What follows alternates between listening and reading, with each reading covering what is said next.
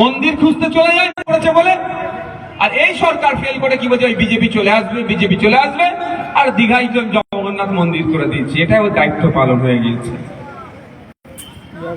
ভাবতে হবে আপনাকে আমাকে যে আমাদেরকে কোন জায়গায় নিয়ে যাওয়ার চেষ্টা করছে।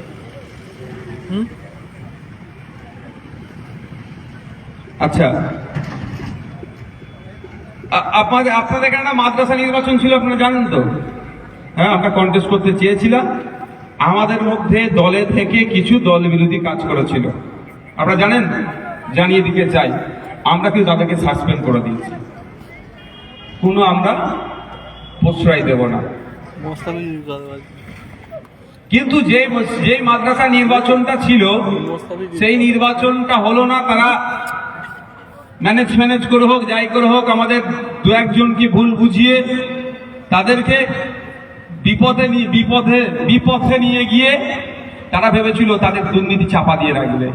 পাপ কোনোদিন চাপা থাকবে না। আমরা কি দেখলাম, হোস্টেল যেটা ছাত্রছাত্রীদের থেকে পড়াশোনার করার জায়গা যেটা, সেটাকে কি করেছে, লিজ দিয়ে দিয়েছে সম্পূর্ণ আইন বহির্ভূত ভাবে। সেটাকে নিয়ে মাদ্রাসা বোর্ড থেকে ডিএম কে নির্দেশ দিয়েছে, ওখানে এফআইআর পর্যন্ত হয়েছে। অ্যারেস্ট তো দূরের কথা, শুনছি নাকি তাদেরকে আবার পুলিশ প্রোটেকশন দিচ্ছে। মানে আমাদের এই রাজ্যে যে যত বড় দুর্নীতি করবে তৃণমূল তাকে তত বড় পদ দেবে, তাকে তৃণমূল তত ব্যাকআপ দেবে যে তুই দুর্নীতি করছিস, তুই আমার রত্ন, তুই সরকারি হোস্টেলকে ভাড়া দিয়ে দিয়েছিস, তোর মতো ভালো ছিল তোর পশ্চিমবাংলা দুটো নেই রে, তুই দুটো পুলিশ রাখ, তোর সাথে সাথে নিয়ে ঘুরবে। ও কোন দিন ঘুম থেকে উঠে দেখবেন আপনাদের আমডাঙ্গা বিক্রি হয়ে গেছে। কি বলছি বুঝতে পারছেন না? ও আপনার বিএলআরওতে গিয়ে এসডিএলআরওতে গিয়ে দেখবেন ও এমন কাগজ করে আমডাঙ্গাকে বিক্রি করে দিয়েছে। এবার যে আমডাঙ্গাকে বিক্রি করেছে তার বিরুদ্ধে পুলিশকে দিয়ে অ্যাকশন নিয়ে তো দূরের কথা, তাকে কি বলবে, তুই এত ভালো কাজ করেছিস, তৃণমূল বলবে এই তোকে আমি ওই আমডাঙ্গা যেটা বিক্রি হয়েছে সেটার তোকে আমি কেয়ারটেকার বানিয়ে দিলাম, তোকে একটা দায়িত্ব দিলাম, আর 4টে পুলিশ তুই সাথে করে নিয়ে ঘোর, তোকে না কেউ ডিস্টার্ব করতে পারে। এই ধরনের অন্যায় কাজ করছে, পুলিশকে দিয়ে আবার প্রোটেকশন দেওয়া হচ্ছে। সেগুলোকে বন্ধ করতে হবে। এর জবাব আমি বিধানসভায় চাইব। এই ডিটেলসটা আমাকে দেবে রাজ্যের মাদ্রাসা মন্ত্রী, সংখ্যালঘু মন্ত্রী হচ্ছেন minority affairs and madrasa education minister হচ্ছে মুখ্যমন্ত্রী।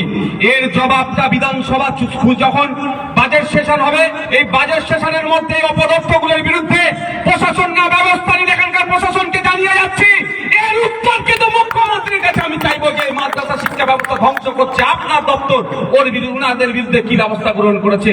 যখন বিধানসভায় দাঁড়িয়ে মুখ্যমন্ত্রীকে বলবো যে আপনার দপ্তর অপদার্থ দপ্তর উত্তর দেন, উত্তর তো দিতে পারবে না, কোপটা এসে কিন্তু লোকাল আইসির উপরে পড়বে, আইসি প্রস্তুত নেন, বা যে আয়ও আছে তার উপরে পড়বে। আমি তো এরকমই বলবো, আমি তো ছাড়বো না। আমাদের কেউ টাকা দিয়ে আমার মুখ বন্ধ করতে পারবে না। আমি তো প্রশ্ন করবো যে আপনি মন্ত্রী হয়ে আপনার দপ্তরে অন্যায় হয়েছে, তার বিরুদ্ধে ব্যবস্থা নিতে ব্যর্থ, আপনি পদত্যাগ করুন। আমি একথা মমতা ব্যানার্জিকে বিধানসভায় বলি। তার কোপটা কার উপরে পড়বে?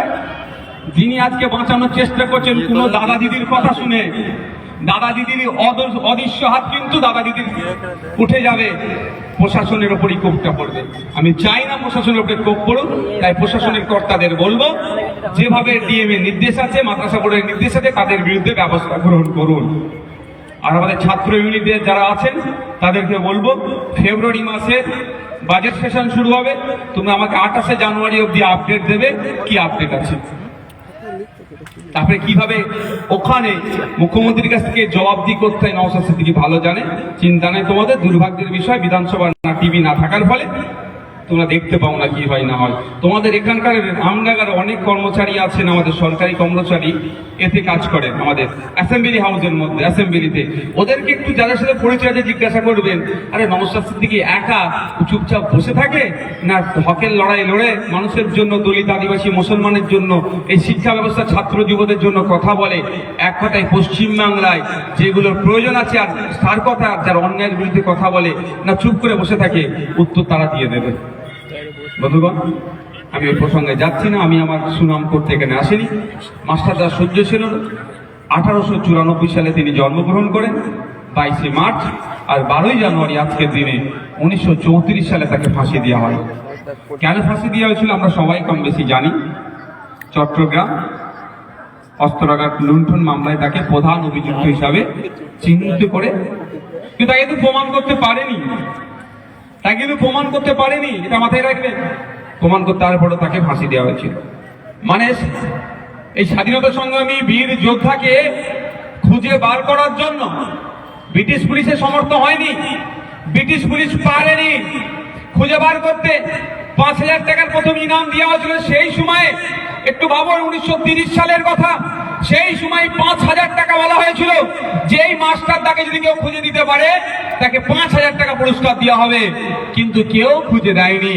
তারপরে বাধ্য হয়ে ব্রিটিশরা বাধ্য হয়ে খুঁজে পাচ্ছে না, খুঁজে বার করতে হবে, জেন্দা ইয়াং মর্দা খুঁজতেই হবে তাকে।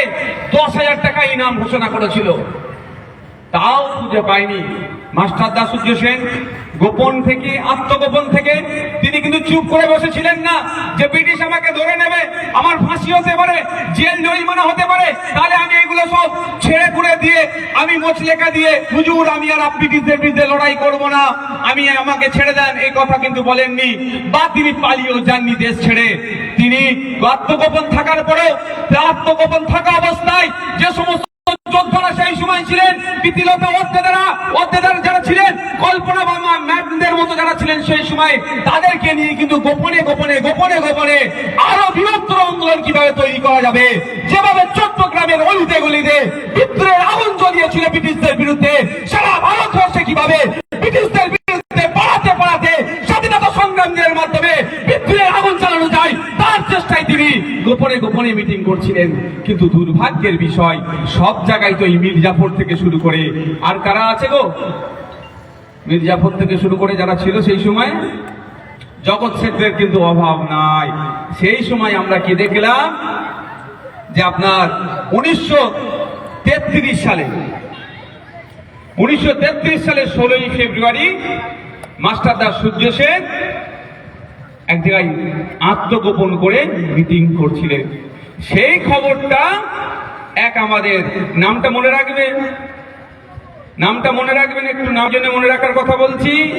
যারা কথায় বলে না একটা বিশেষ সম্প্রদায়কে ওরা গাদ্দার, আমি কোন হোল সম্প্রদায়ের কথা বলবো না, শুধু এতটুকুই বলতে চাই, যারা রাতের অন্ধকারে বিনা নিমন্ত্রণে পাকিস্তানে গিয়ে বিরিয়ানি খেতে পারে, তার মতো গাদ্দার আমরা কাউকে না। পাকিস্তান সকাল সন্ধ্যা আমাদের সেনাদেরকে মারছে, আমাদের সেনাদেরকে শহীদছে, আমাদের দেশে আক্রমণ করছে, শুনেছি না বিনা আমন্ত্রণে গিয়েছিল। তাদের সেটাই বলে রাখছি, তার নাম হচ্ছে 1933 সালের 16ই ফেব্রুয়ারি এক জায়গায় গোপনে মিটিং করছিল একটা ঘরে, একজনের ঘরে। সেই খবরটা নেত্র সেন পুলিশকে দিয়ে দেয়, নওশাদ সিদ্দিকী দেয়নি, বিশ্বজিৎ মাইতি দেয়নি। বিজেরাদেরকে হই করছে, খোঁজ নিলে দেখা যাবে তাদের আইডিওলজি ওদের রক্তে বইছে। নেত্র সেন খবর দিলে পুলিশ এসে ঘিরে ফেলে। রাত 10টা থেকে লড়াই চলছিল, গুলির লড়াই, ব্রিটিশদের সাথে আমাদের স্বাধীনতা সংগ্রামীরা লড়াই করেছিল। কিন্তু আমাদের অত্যাধুনিক অস্ত্র শস্ত্র না থাকার ফলে, সেই ধরনের ম্যান পাওয়ার না থাকার ফলে আমরা, অর্থাৎ আমাদের মাস্টার দাসুজ্য সেন থেকে শুরু করে যারা ছিলেন কিছু ওখান থেকে চলে গিয়েছিলেন। রাত 2টোর সময় মাস্টার দাসুজ্য সেন তার সাথে আর এক সহযোদ্ধাকে গ্রেফতার করেছিল। আর 1934 সালে 12ই জানুয়ারি তাকে ফাঁসি কাঠে ঝুলিয়ে তাকে শহীদ করেছিল।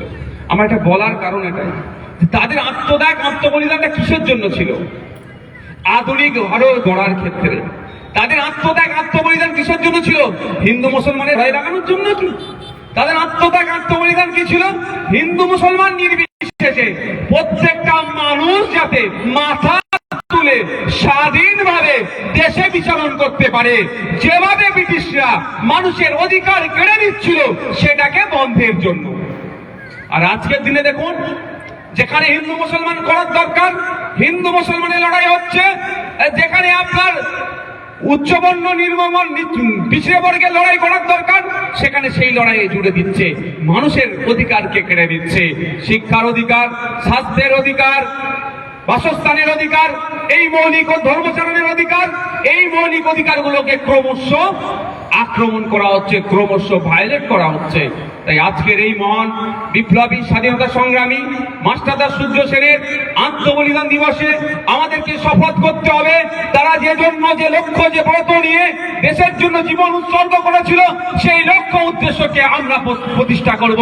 এই লক্ষ্য উদ্দেশ্যকে যারা ভুলণ্ডিত করার যে চেষ্টা করছে, ক্ষমতার মসনদে থাকার জন্য মানুষে মানুষে বিভেদ লাগিয়ে দেওয়ার চেষ্টা করছে, তুমি উচ্চ বর্ণের, তুমি পিছিয়ে বর্গের, তুমি হিন্দু, তুমি মুসলমান বলে যারা এই ভেদাভেদের আগুন জ্বালানোর চেষ্টা করছে, আমরা ঐক্যবদ্ধ হয়ে এই ভেদাভেদের আগুনকে নিভিয়ে আমরা শান্তির, ঐক্যের, সম্প্রীতির নজির তৈরি করব এবং দেশ এবং বাংলাকে এগিয়ে নিয়ে যাব, পৃথিবীর শ্রেষ্ঠ আসনে আমরা বসাবো।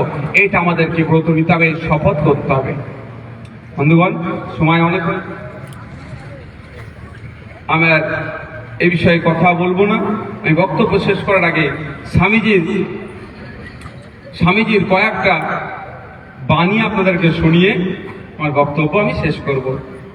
যে বাণীটা আমি সর্বপ্রথম বলবো, এটা সবসময় আমি এটাকে সবসময়ের জন্য আমি ফিল করি বা এটাকে আমি মাথায় নিয়ে চলি, যেটা হচ্ছে সারাদিন চলার পথে যদি কোনো সমস্যা সম্মুখীন না হও বা সমস্যা না হয় তাহলে বুঝতে হবে তুমি ভুল পথে চলছ। সারাদিন চলার পথে যদি সমস্যা না হও বা সমস্যার সম্মুখীন না হও তাহলে জানবে তুমি ভুল পথে চলছ। আর বাস্তব কথা, এই ছাত্রদের চলার পথ সাথে নানান বাধা বিপত্তি আসছে না, নানান সমস্যা হচ্ছে। এখন রক্তের প্রয়োজন, রক্ত আর কলকারখানায় তৈরি হয় না, মাঠে ঘাটে হয় না, রক্ত মানুষের শরীর থেকে মানুষের শরীরে দিতে হবে। এই রক্তের জন্য কত মানুষ মারা যায় সারা ভারতবর্ষে জানেন?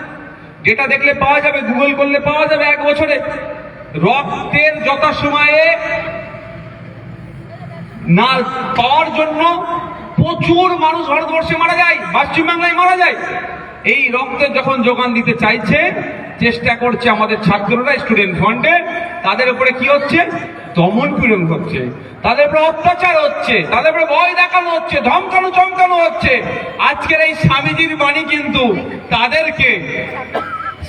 বাণী কিন্তু আমাদের ছাত্রদেরকে লড়াই করার মানসিকতা আরো জুগিয়ে দিচ্ছে, যে যদি চলার পথে না সমস্যা হয় তাহলে ভুল পথে চলছি, আমাদের চলার পথে সমস্যা হচ্ছে মানে আমরা সঠিক পথে আছি, আমরা এই পথে এগিয়ে যাব, এই পথেই আমরা জয় করব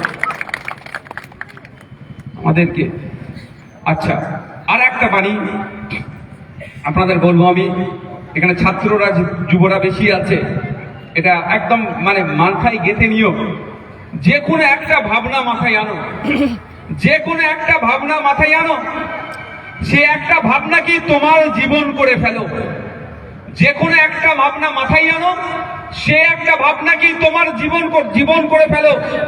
সেটাই নিয়ে ভাবো, সেটা নিয়েই স্বপ্ন দেখো, সেটা নিয়েই বাঁচো। সেই ভাবনাকে বাস্তবায়িত করতে তোমার মস্তিষ্ক, তোমার পেশি, তোমার শরীরের প্রত্যেকটা অঙ্গকে কাজে লাগাও। প্রত্যেকটা ভাবনাকে অন্য ভাবনা থেকে আলাদা করো, আলাদা করে রাখো, এই পথেই সাফল্য আসবে। স্বামীজির এই কথাটাকে একটু পাথিয়ে করুন, আপনারা বাস্তব জীবনে প্রয়োগ করুন, একটা গোল সেট করুন, এম করুন যে আমি ওখানে পৌঁছাবো। ওখানে পৌঁছাতে গেলে মস্তিষ্ক, পেশি, সারা শরীর, বুদ্ধি যা কিছু আছে সবটা ওখানে লাগাতে হবে আমাকে, তাহলে আমি আমার ডেস্টিনেশনে পৌঁছাবো। আমার ডেস্টিনেশন কি ছাত্র যুবদের? যে এডুকেশন ফর অল, শিক্ষা সবার জন্য। কিন্তু এখন যে নিউ এডুকেশন পলিসি নিয়ে এসছে কেন্দ্র সরকার 2020 নামে, এতে শিক্ষা শুধুমাত্র পুঁজিপতিদের হাতে চলে যাবে, এটা আমরা হতে দেব না।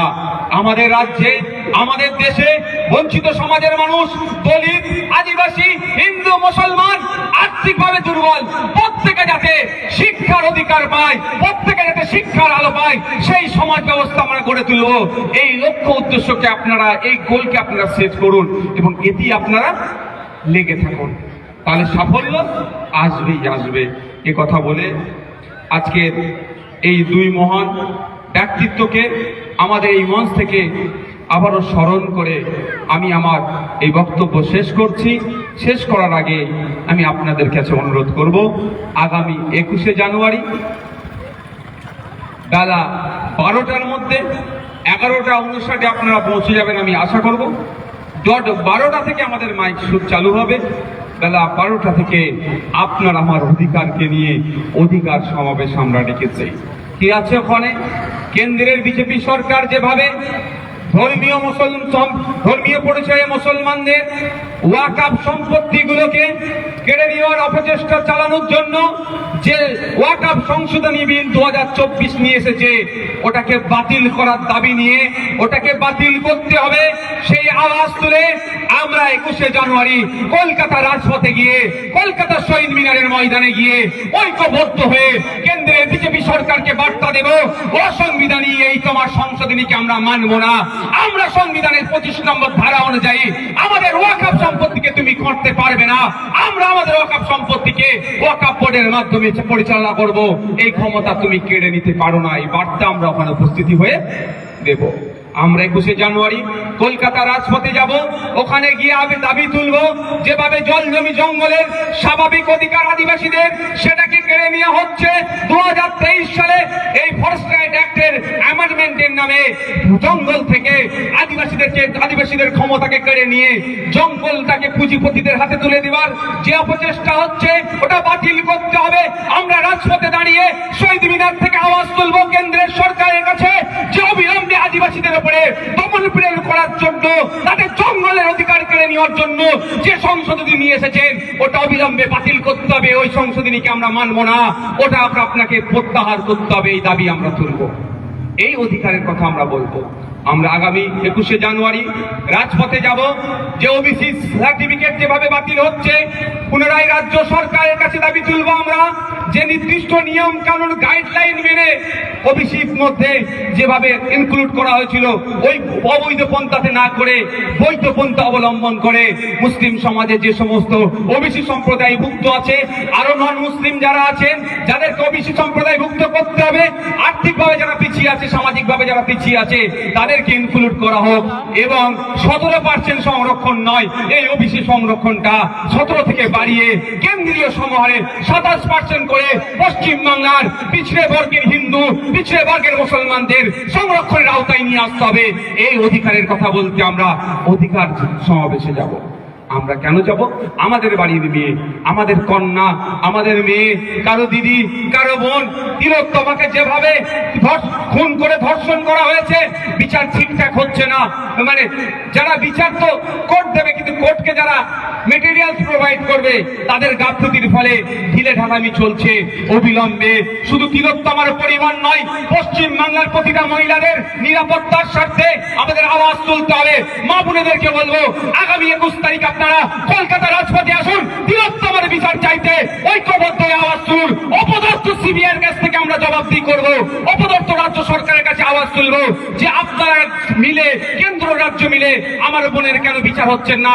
আমার বোনের সাথে যারা অন্যায় করেছে, প্রত্যেকটা কালপিটকে চিহ্নিত করে সর্বোচ্চ শাস্তি দিতে হবে, তার দাবি নিয়ে, এবং তিলোত্তমা ন্যায় যাতে পায়, সেই জন্য আমরা অধিকার সমাবেশে উপস্থিত হব। আমরা কেন অধিকার সমাবেশে উপস্থিত হব? দেখুন, মুসলিম ধর্মীয় পরিচয় হওয়ার কারণে মারধর হচ্ছে, খুন হয়ে যেতে হচ্ছে। দলিত হওয়ার কারণে ছত্তিশগড়ে পোস্টে বেঁধে, দলিত হওয়ার জন্য, অপরাধ থেকে দলিত, পোস্টে বেঁধে পিটিয়ে মেরে দিল কদিন আগে। তামিলনাড়ুতে শুধু পিছড়ে বর্গের হিন্দু হওয়ার জন্য মন্দিরে উঠেছিল পুজো দিতে, মন্দিরে কেন উঠবে, পিটিয়ে 3 জনকে খুন করেছিল। এই ধরনের অহরহ আছে। 2014 থেকে 2024-25 চলছে। এই কেন্দ্র সরকারের আমলে সব থেকে বেশি আক্রমণের শিকার হয়েছে দলিতরা, তারপরে মুসলমান, তারপরে আদিবাসীরা। কারণ ধর্মীয় পরিচয়ের কারণে হয়েছে মুসলমানরা আক্রান্ত, বন্যের পরিচয়ের কারণে আক্রান্ত হয়েছে দলিতরা, জাতিগত পরিচয়ের কারণে এই দলিত আদিবাসী মুসলমানরা আক্রান্ত হচ্ছে। এবং সাথে সাথে না পশ্চিম বাংলায় না ভারতবর্ষের আমাদের মায়েরাদের বেকিরা, আমাদের কন্যারা সুরক্ষিত নয়। বিভিন্ন সময়ে বিভিন্ন ভাবে কখনো পারিবারিক অত্যাচারের শিকার হচ্ছে, কখনো তো কারো লোভ লালসার শিকার হয়ে যাচ্ছে। তাই আমাদের মা বোনেদের কথা ভেবে, দলিতের কথা ভেবে, আদিবাসীর কথা ভেবে, পিছিয়ে বর্গের মানুষের কথা ভেবে, মুসলমানদের উপরে দমন পীড়ন হচ্ছে, এই সমস্ত কথা ভেবে তাদের সার্বিক নিরাপত্তা এবং যে দমন পীড়ন বন্ধের দাবি নিয়ে আমরা কলকাতার রাজপথে আমরা 21শে জানুয়ারি কলকাতার শহীদ মিনারে বেলা 12টায় আমরা পৌঁছাবো। ওখান থেকে ঐক্যবদ্ধ হয়ে রাজ্য সরকার, কেন্দ্র সরকারের কাছে বার্তা দেব, অবিলম্বে সারা দেশে, সারা বাংলাতে দলিতের উপরে অত্যাচার, আদিবাসীর উপরে অত্যাচার, মুসলমানের উপরে অত্যাচার, সব মহিলাদের উপরে যে অত্যাচার হচ্ছে, দমন পীড়ন হচ্ছে, সেটাকে বন্ধ করতে হবে। তাই গলা মিলানের জন্য শুধু পুরুষ নয়, মহিলারা ও মা বেটিরাদেরকে অনুরোধ করবো, আপনারা আসুন কলকাতাতে শহীদ মিনারে, আপনারা আওয়াজ আপনি তুলবেন, আপনার সাথে নওশাদ সিদ্দিকী গলা মিলাবে, আপনার সাথে বিশ্বজিৎ মাইতি গলা মিলাবে, একসাথে আমরা আমাদের অধিকারের কথা ওই শহীদ মিনার চত্বর থেকে বলবো। আমরা আর কি দাবি করেছি? আমরা কেন যাব শহীদ মিনার? আমাদের এই শিক্ষা প্রতিষ্ঠানগুলোতে শিক্ষক নাই, বন্ধ হতে চলেছে। আমাদের গরিব যারা আর্থিকভাবে দুর্বল, আমরা বেসরকারি স্কুলে দিতে পারছি না, আমাদের ছেলেগুলো পড়াশোনা করতে পারছে না, ফলে শিক্ষা পাচ্ছে না, সমাজ থেকে বিচ্ছিন্ন হয়ে যাচ্ছে। আমাদের সেই মাদ্রাসা সহ সমস্ত শিক্ষা প্রতিষ্ঠানে পর্যাপ্ত পরিমাণে শিক্ষক নিয়োগের দাবি নিয়ে যাব। আমরা কেন কলকাতা রাজপথে যাব? নিত্য প্রয়োজনীয় জিনিসের দাম আকাশ ছোঁয়া হয়ে যাচ্ছে, এই দামটা কমাতে হবে। ভোজ্য তেলের দাম আপনাকে 1200 টাকা দিচ্ছে, তেল চাল ডালের দাম দেখুন কিভাবে আকাশ ছোঁয়া হয়ে যাচ্ছে। এদিকে ফসল কৃষকরা দাম পাচ্ছে না। ফুলকপি 1 টাকা, একটা ফুলকপি তৈরি করতে প্রায় 5 টাকা খরচ আছে, 1 টাকায় বিক্রি করতে হচ্ছে। আর সেই ফুলকপি যখন মার্কেট থেকে আপনি আমি কিনে রান্না করছি, 20-25 টাকায় কিনতে হচ্ছে। এই যে দালাল মধ্যখানে মিডিয়াটা আছে, এগুলো বন্ধ করতে হবে। যেমন নিত্য প্রয়োজনীয় জিনিসের দাম কমাতে হবে, সাথে সাথে কৃষকদের উৎপাদিত ফসলের দ্বিগুণ দাম দিতে হবে। সেই দাবি নিয়ে আমরা কলকাতায় সমাবেশ ডেকেছি। তাই আমডাঙ্গার অনুরোধ করব, আমার আগে বিশ্বজিৎ দা বললেন যেখানে একটা কোল্ড স্টোর নাই, শুধু এখানে কেন টোটাল উত্তর 24 পরগনা দেখলে হয়তো 3টে কোল্ড স্টোর আছে। ভাবতে পেরেছেন? কৃষি প্রধান জেলা একটা, প্রচুর কৃষক আছে এখানে, দক্ষিণ 24 পরগনায় 2-3টা আছে। এগুলো করতে হবে, অবিলম্বে এখানে একটা কোল্ড স্টোর নির্মাণ করতে হবে। এখানকার চাষিদের উৎপাদিত ফসল যাতে সঠিক দাম হয়, তার জন্য প্রয়োজনে সংরক্ষণ করে রাখবে এবং সেগুলো আস্তে আস্তে সেগুলো সে বিক্রি করবে। তাই কোল্ড স্টোরের দাবি নিয়ে আমরা রাজপথে যাব। তাই অনুরোধ করছি আমডাঙ্গার কৃষকদেরকে, আসুন, রাজনৈতিক পরিচয় যা আছে থাকবে, আপনার ডাকে প্রয়োজন হচ্ছে ভোট দেবেন, আপনার অধিকারের নিয়ে আপনার জন্য চিৎকার করা হবে শহীদ মিনার চত্বরে। তাই আপনার চিৎকার সাথে চিৎকার করবে, আপনার উচিত হবে যে চিৎকার করছে তার সাথে গলা মিলানো। তাই অনুরোধ করব আমডাঙ্গার কৃষকদেরকে, রাজনৈতিক ট্যাপে পা না দিয়ে সকাল সকাল বেরিয়ে চলুন কলকাতায় শহীদ মিনারে। আমরা শহীদ মিনারে কেন ডাক দিয়েছি, কেন যাবেন? জাতিভিত্তিক জনগণনা করতে হবে। জাতিভিত্তিক জনগণনাটা গুরুত্বপূর্ণ বিষয়। আজকে দেখুন, হিন্দু হিন্দু করছে বিজেপি, খুব ভালো কথা, কিন্তু প্রকৃত অর্থে কি হিন্দুদের চাকরি দিচ্ছে? যারা পিছিয়ে বর্গের হিন্দু তাদের কটা চাকরি দিয়েছে জানতে পারছেন না। আর মমতা ব্যানার্জি তো মুসলমানদের দল হয়ে গেছে এখন। শুভেন্দু অধিকারী তো বলেই ফেলেছে 2026-এ হিন্দুদের সরকার হবে। তাহলে কি এখন মুসলমানদের সরকার চলছে? পশ্চিমবাংলার মিনিস্ট্রিতে, ক্যাবিনেটে 6 থেকে 7টা ফুলমন্ত্রী, হাফ মন্ত্রী, সহজ বোঝার জন্য বলছি আমি। ফুলমন্ত্রী, হাফ মন্ত্রী, ফুলমন্ত্রীরও কোনো ক্ষমতা নাই, তাও বলে রাখছি। তারপরে 6টা থেকে 7 জন মুসলমান আছে, প্রায় 42 থেকে 56টা ডিপার্টমেন্ট আছে, মিনিস্ট্রি আছে। তাহলে যদি অল্প গুটি কয়েক থাকলো, এদের থাকলে নাকি বলছে কি হবে? মুসলমানদের সরকার চলছে। তা আর ভাই, কেন্দ্র সরকার যেটা চলছে তাকে একটু জাতিভিত্তিক জনগণনা করতে বলুন তো। জাতিভিত্তিক জনগণনাটা কি? শুধু জনগণনা মানুষের নয়, কে কোন জাতের, কোন বর্ণের, কোন ধর্মের মানুষের সেটা বার করতে হবে। বার করলেই ধরা পড়ে যাবে। কেমন ধরা পড়বে?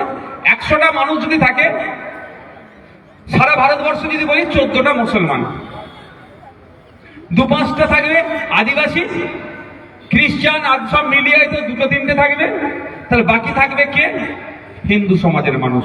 হিন্দু সমাজের মধ্যে ওবিসি হিন্দু কতটা আছে, ব্রাহ্মণ কত আছে, বা বিভিন্ন বিভিন্ন কাস্টের মানুষ কত আছে ধরা পড়বে। এবার আসবে কোথায়? চাকরি। 100টা চাকরি থাকলে স্বাভাবিকভাবে যার যত সংখ্যা বাড়ি তার তত ভাগিদারি। কে বলেছে? সংবিধানের রূপকার, আধুনিক ভারতের রূপকার, যার ডিগ্রি পড়তে গেলে বিজেপির বড় বড় নেতাদের সবার ডিগ্রি যোগ করলে যার ডিগ্রি শেষ হবে না, সেই বাবা সাহেব আম্বেদকর বলে গিয়েছেন যার যত সংখ্যা বাড়ি তার তত ভাগিদারি।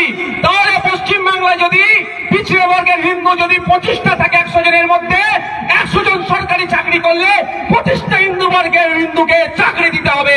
ওই মতুয়া ভাই যদি সংখ্যায় যা আছে জনসংখ্যার, তাদেরকে ওই অংশে চাকরির ব্যবস্থা করতে হবে। আদিবাসী যত আছে পশ্চিম বাংলায়, যদি 10% আদিবাসী থাকে, 100 জন সরকারি চাকরি করলে 10টা আদিবাসীকে চাকরি দিতে হবে। এই রকম হচ্ছে যার যত সংখ্যা বাড়ি তার তত ভাগিদারি, এটাই সেটা বোঝাচ্ছে। কিন্তু দুর্ভাগ্যের বিষয়, যখন চাকরির সংখ্যা দেখছি 10% হয়তো আদিবাসী আছে, 2 জন সরকারি চাকরি করছে। আমাদের মতুয়া সমাজের মানুষ আছে, নমশূদ্র সমাজের মানুষ আছেন, অর্থাৎ তারা দলিত সমাজের মানুষ। তাদের উপস্থিতি প্রায় পশ্চিম বাংলায় 40%-এর আশেপাশে। তাহলে 100 জন চাকরি করলে আমার মতুয়া নমশূদ্র ভাইরা কতজন চাকরি করবে বলুন? 40 জন হওয়া দরকার, 4 জন করছে। কেন জাতিভিত্তিক জনগণনা করছে না? ধরা পড়ে যাবে তো। তাহলে মতুয়া ভাইরা বলবে, শুভেন্দুকেও বলবে আর মমতাকেও বলবে, ও তোমরা শুধু মতুয়া বড় কি ঠাকুর হরিচাঁদ ঠাকুর গুরুচাঁদ ঠাকুরের নাম নিয়ে খুব আমাদেরকে ভোটটা নিয়ে নিচ্ছ, আর হরিচাঁদ ঠাকুর গুরুচাঁদ ঠাকুরদের যারা ভক্ত আছে তাদেরকে চাকরি দিবার বেলায় নাই। ধরা পড়ে যাবে তো। আমরা চাইছি জাতিভিত্তিক জনগণনা হোক, যে সংখ্যায় যত মানুষ আছে তাদেরকে তত দেওয়া হোক। পিছিয়ে বর্গের হিন্দু প্রায় 40% আছে পশ্চিম বাংলাতে, তার বাইরে বেশি আছে। 100টা সরকারি চাকরি হলে পিছিয়ে বর্গের হিন্দুদেরকে ওই পার্সেন্ট অনুযায়ী চাকরি দিতে হবে। এই দাবিটা আমরা করছি। এই দাবি করতে গেলে কি করতে হবে? সর্বপ্রথম জাতিভিত্তিক জনগণনা চাই। কত মানুষ আছে, কোন ধর্মের মানুষ কত, কোন বর্ণের মানুষ কত, কোন জাতের মানুষ কত, এটাকে খুঁজে আগে বার করতে হবে। বার করলে এই যে শুভেন্দু অধিকারী আর মমতা ব্যানার্জি আর মোদীদের খেলা বন্ধ হয়ে যাবে। তখন এদের খেলা বন্ধ হয়ে যাবে। এই মমতা ব্যানার্জি মুসলমান করছে, আর শুভেন্দু অধিকারী হিন্দু করছে। তো এই দুজনই হিন্দুরও ক্ষতি করছে, মুসলমানেরও ক্ষতি করছে। সব থেকে বেশি ক্ষতি করছে কেন্দ্রের বিজেপি সরকার হিন্দুদের, আর পশ্চিম বাংলার মমতা ব্যানার্জি সরকার সব থেকে বেশি ক্ষতি করছে মুসলমানদের। আর দুজনের মুখে দেখুন, একজনের মুখে হিন্দু আর একজনের মুখে মুসলমান। আসল জায়গায় চাকরি কেউ হিন্দুকেও দিচ্ছে না, কেউ মুসলমানকেও দিচ্ছে না। আর আমরা এই জন্য জাতিভিত্তিক জনগণনার জন্য দাবি তুলছি।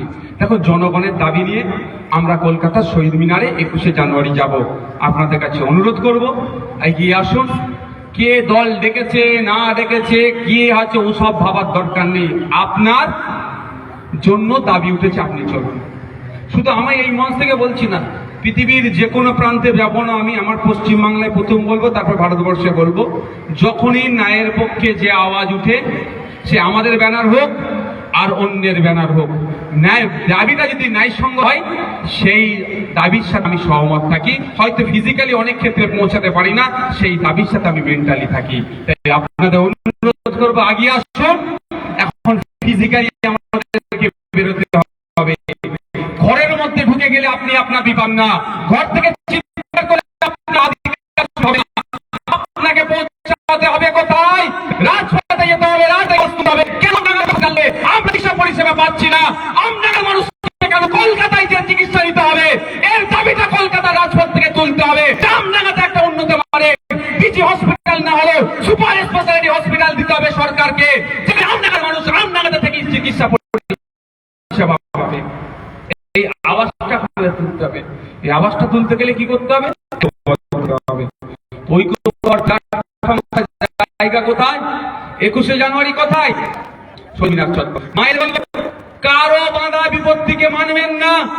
আগিয়ে আসুন, পরিবার পরিজনকে নিয়ে আপনার মেয়েটা নিরাপত্তার কথা ভেবে আপনি যদি না আমরা চিৎকার করে তিলোত্তমার সাথে যারা অন্যায় করেছে একে যদি সর্বোচ্চ শাস্তি দিতে পারি, আপনার আমার কিন্তু এই সমস্ত নরখাদকদের চোখ পড়বে। তাই আমরা সকলে মানুষ যদি ধর্ষকদের বিচারের ব্যবস্থা করতে পারি, মনে কুচো চিন্তা ভাবনা আছে মনের মধ্যে দাফন করে দেবে, মনের মধ্যে দাহ করে দেবে।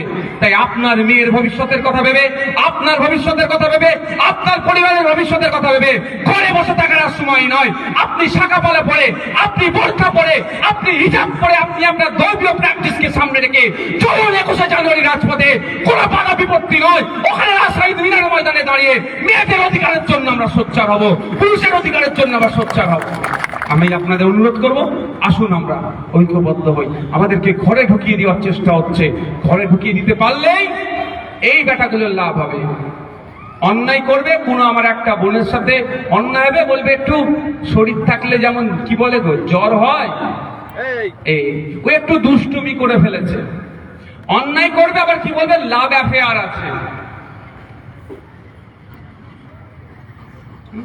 নিজের ঘরের স্বামী স্ত্রীর মধ্যে থাকলেও কারো উপরে কারো প্রেশার দেওয়া যায় না, তো লাভ ব্যাপার তো দূরের কথা। আমি গিয়েছিলাম বছর 2 হচ্ছে, কোথায় ওটা, নদিয়া জেলার, আরে বাবা আমাদের একটা বাচ্চা, হ্যাঁ হাঁসখালিতে। এত অপদার্থ সরকার চলছে এটা। একটা তো মেয়েটাকে, আমি এখনো বলছি, মেয়েটা জীবিত অবস্থায় তাকে দাহ করেছে কি দায়িত্ব নিয়ে বলতে পারবে না। আমার তো সন্দেহ হচ্ছে যেভাবে রাতের অন্ধকারে নিয়ে গিয়ে দাহ করেছে, হয়তো মেয়েটা জীবিত ছিল তাও পুড়িয়ে দিয়েছে। মানে আমি দায়িত্ব নিয়ে বলছি, এটা আপনাদের কাউকে দায়িত্ব দিতে হবে। আমি ভুল বলি আমার বিরুদ্ধে মামলা করতে পারেন। আমি এখন সন্দেহ করি, বিশ্বাস করুন যে আমার হয়তো বোনটা বেঁচে ছিল, এরা সব এভিডেন্সকে ধামাচাপা দেওয়ার জন্য মেয়েটাকে, আমার বোনটাকে জ্বালিয়ে দিয়েছে জেন্দায়। তার শুধু তাই করে ক্ষান্ত হয়নি, যেমন মুসলিম ধর্মে বিভিন্ন ধর্মের রীতিনীতিতে শেষকৃত্য সম্পন্নের পরে কিছু কাজ থাকে, তো দিন ওয়াইজ কিছু কাজ থাকে না হিন্দু সমাজের মানুষের। তো আমি যেদিনকে গিয়েছি খবর পেলাম যে ওই দিনকে ওই মেয়েটার কাজের দিন আছে। স্বাভাবিকভাবে যারা ধর্মীয় জ্ঞানে দীক্ষিত হয় মুসলিম সমাজে, তারা এই ধরনের কাজগুলোকে পরিচালনা করার দায়িত্ব নেয়। আর হিন্দু সমাজে আমরা কি বলি, পুরোহিত মশাই বা ঠাকুর মশাই এই কাজগুলো করে। ওই মেয়েটির পরিবার লোকাল যিনি পুরোহিত ছিলেন তাকে ডেকে ওই কাজটা করবে চাইছে, কিন্তু অপদার্থের এত ওই মেয়েটার পরিবারকে মেয়েটার বাড়িতে আসতে দেয়নি পুরোহিত মশাইকে। মানে এতটাই এরা নির্লজ্জ। মেয়েটাকে তো তোরা মেরে দিলি, তোরা দাও করে দিলি, দাওটাও ধর্মীয় রীতি মেনে হয়নি। আমি বলতে পারি এটা এখন দায়িত্ব নিয়ে বলছি, দাও তো ধর্মীয় রীতি মেনে হয়নি। তোমরা যা করলে। তারপরে ধর্মীয় রীতি মেনে তার পরিবার, তার শেষ যেগুলো হয় কি বলে শ্রাদ্ধের অনুষ্ঠান না কিছু শ্রাদ্ধের হয় না, বা যে কোনো যেটা হয় হিন্দু সমাজের, সেটা করতে দেয়নি। আমি গিয়ে পৌঁছেছি, শুনলাম এই। তার আগে অবশ্যই ওখানে এবিটি এর একটা টিচার্স টিম গিয়েছিল। আমিও তাদের সাথে কথা বলে পরিবারের লোকজনকে বললাম যে দূর থেকেও যদি ব্যবস্থা করা যায়, দেখুন দূর থেকেও যদি কোনো ঠাকুর পুরোহিত মশাইকে আনা যায়, দেখুন আমি এখানে উপস্থিত থাকছি, যতক্ষণ না পর্যন্ত ওই কাজটা শেষ হবে আমি যাব না। দেখছি কোন মায়ের লাল আছে এখানে সে ডিস্টার্ব করে। আমি ছিলাম দাঁড়িয়েছিলাম। তারা তাদের ধর্মীয় কাজ সম্পূর্ণ হওয়ার পরে বাবা মার সাথে কথা বলে আমি ফিরে এসেছি। তো আমার যা চলে গেছিল নাকি। আবার ওই ছবিটা নিয়ে আমার কিছু বন্ধু আছে যারা রাজনৈতিক ভাবে আমার সাথে পেরে উঠতে পারে না, ওরা বলে এই দেখো পুজো হচ্ছে, ওখানে দাঁড়িয়ে আছে। ধর্মনিরপেক্ষ ভারতবর্ষে বসবাস করছি, যারা মসজিদের আজান নিয়ে কথা বলবে তাকে যেমন ছেড়ে কথা বলবো না, আমার হিন্দু সমাজের ধর্মীয় অনুষ্ঠানকে যদি বাধা দেওয়ার চেষ্টা করে তাকেও আমি ছেড়ে কথা বলবো না। তার জন্য আমাকে জেলের সার্টিফিকেট দিকে আমার দেখার দরকার নেই।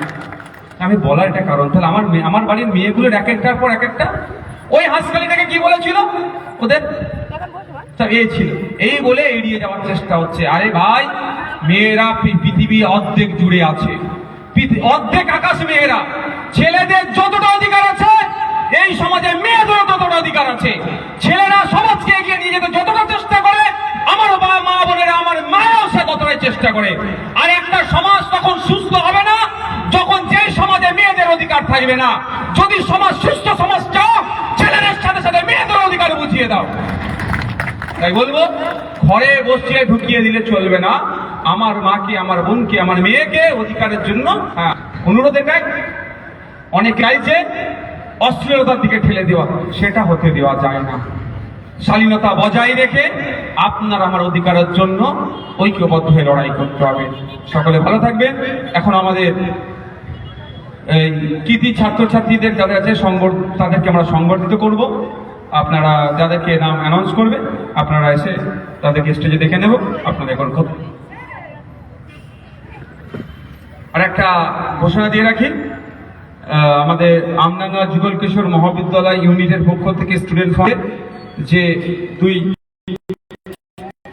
বরেণ্য ব্যক্তির স্মরণে রক্তদান শিবিরের ব্যবস্থা হয়েছিল, স্বামী বিবেকানন্দজির জন্মবার্ষিকী স্মরণে এবং মাস্টারদা সূর্য সেনের আত্মবলিদান দিবস স্মরণে এখন পর্যন্ত রক্তযোদ্ধা প্রায় 70 জনের অধিক রক্ত দিয়েছে। আমি প্রত্যেকটা রক্তযোদ্ধাকে আমি ধন্যবাদ জানাই। আর আমাদের মধ্যে এসে উপস্থিত হয়েছে আমাদের ইউনিয়ন সেকুলার ফান্ডের রাজ্য কমিটির সদস্য, রাজ্য কমিটি এবং জেলা কমিটির গুরুত্বপূর্ণ একজন দায়িত্বশীল কুতুবুদ্দিন ফাতিহ সাহেব আমাদের মধ্যে এসে উপস্থিত হয়েছে।